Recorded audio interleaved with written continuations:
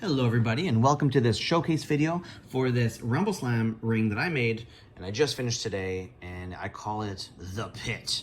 It's a dungeony themed kind of wrestling ring. Nothing too wild and crazy, but I am very happy with the way it turned out. Now you probably know if you've been watching my channel that Rumbleslam is one of my favorite games. I've really enjoyed it over the last year. Picked it up early in the pandemic, played a bunch with my kids, painted a bunch of dudes and dudettes because this is a equal opportunity sport. And I've had a really good time with it. I've even started playing with a buddy over the last couple months. Or I guess month and a bit. We've been playing out in the backyard now that the weather's great, now that we can hang out with people. It's been really good to play it again, and really good to play it with an adult too. I really enjoy playing with my kids. We even had 2 side-by-side games the other day at the same table. It was really fun, but it's nice to play with other people.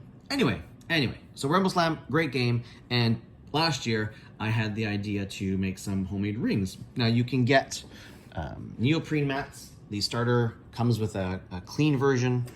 This is the dirty version, and then there's also we have the green, like the tree version. It looks like it's in a forest. There's also a back alley version that looks like asphalt, so that's really cool. And that's in one of the expansions, the back alley brawl, I think it is. So there's lots of options. There's also MDF ones you can get from TTCombat. Looks really good. I even have one. I bought it for my son for his birthday in December. We haven't built it yet, but hopefully, having built this one, he's going to want to get in on building that one. So that'll be really cool to have multiple 3D rings. The neoprene ones are great. I have nothing against them, but they lack some 3D elements. So now I have one. So anyway, this project started off as pink foam, 1/2-inch pink foam. I got it at Home Depot, and I got it last year. I even cut this 1 foot by 1 foot square last year in anticipation of this project. I just never got to it. So just like not even a month ago, I started, I got into Blood Bowl.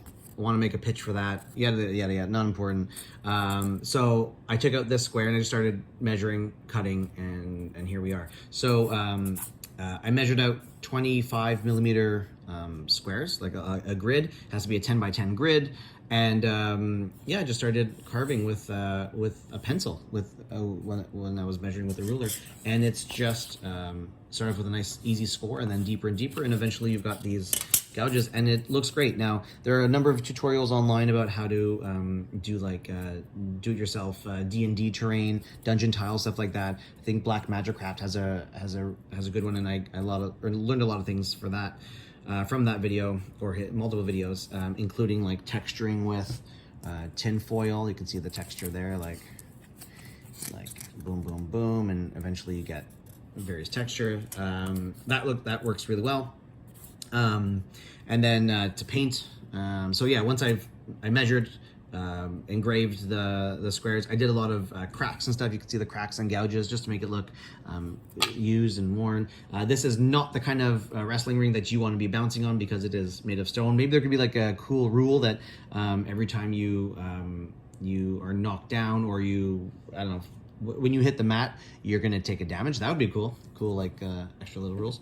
Anyway, so I gave it a base coat of Mod Podge and black paint, very basic. This is the dollar store black paint, and I don't know if you need the Mod Podge. I haven't tried it direct paint onto pink foam, but it was recommended for like sealing and stuff, so I did, and it worked out really nice. And then I did 2 dry brushes, a dark gray and then a light gray, and these are from Walmart, so paints were all cheap stuff. The dollar store didn't have grays, so I just got Walmart ones.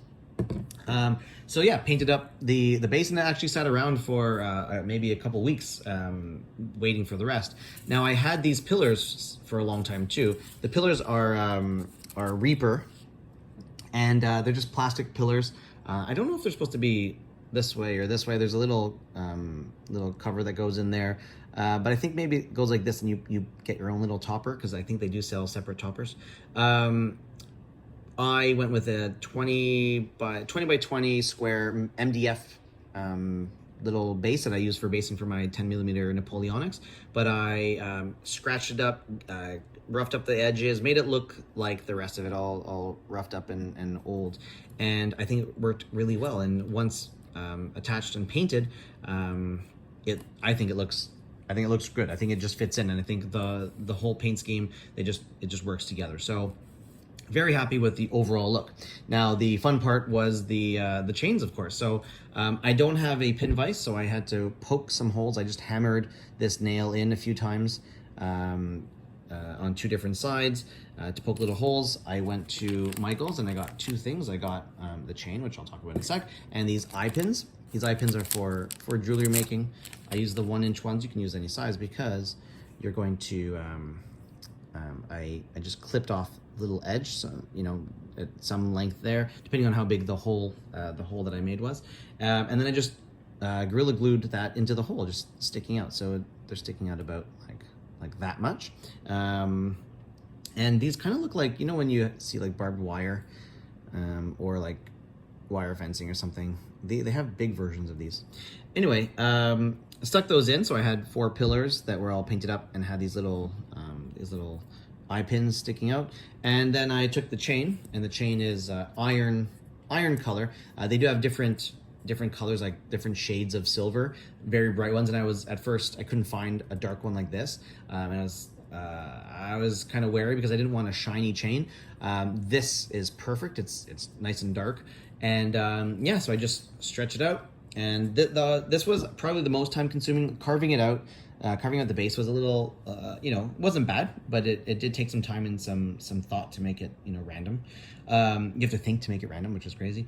But for the chains, they need to have like a little sag, right?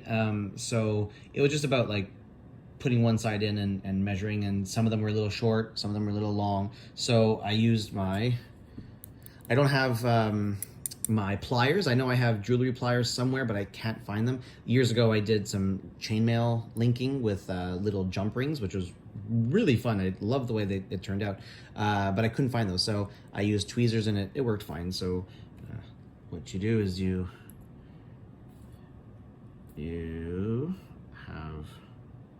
have your little chain link here, and there's like a little gap, and you just twist them away from each other, and then you have an opening, and then you can just loop it through the eye pin, loop it through the other chain, and you're done. And I quite enjoy that. I also cross stitch, and I like these fine motor skill arts and crafts. So I enjoyed that part. It just took me I don't know, maybe a couple hours yesterday and a couple hours this morning. Not even a couple hours. Like I'd say overall, like maybe 2 hours worth of adding the chain to the whole thing. That's all the back and forth, the measurement, and making it work. And in the end, I think it looks fantastic. Now, I will hopefully get some videos using this, maybe a bat wrap, a little playthrough soon. I do want to do more Rumbleslam videos because, like I said, it's one of my favorite games, and it's fantastic. I play it with the kids, I play it with other people. It's a really good game. And I know one last thing is, do the turnbuckles work? Well, yes, in the game you have to climb a turnbuckle and jump. Well, yeah, it works. And I know the big question is, do the big ones, do they fit? Well, yes, the big models fit as well. So just don't knock the table so they don't fall down. But this is a fully functioning ring, and I feel like it looks great, and it's gonna make the games that much better because of the atmosphere. Anyway, thank you for watching. Hopefully you'll see this in other videos, and I've got lots more on the way. I do have another big bit of terrain like this, very similar, that you'll see very soon. So thank you for watching, and we'll see more of me and more of Rumbleslam on here. Thanks. See you soon. Bye.